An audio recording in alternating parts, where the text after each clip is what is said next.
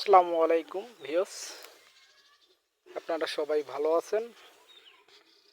ভালো থাকবেন। এই যে দেখেন, ঝড় বৃষ্টির কারণে কিভাবে ধান নেওয়া হচ্ছে। খুব কষ্ট করে ধান নেওয়া হচ্ছে। পানি, বৃষ্টি, ধান মানুষের অনেক ডাং বাইছে এবং ভুট্টা ছিঁড়েছে। বৃষ্টির জন্য ভুট্টা নেওয়া যাচ্ছে না। খুব কষ্ট হচ্ছে। ধানের মধ্যে গাজা বেরাইছে, অনেক ধানের মধ্যে গাজা বেরিয়েছে। দেখেন এই যে পানি দেখছেন কত পানি। এইগুলা ভুঁই কাটার বিঘা কত জানেন? 5,000 টাকা বিঘা।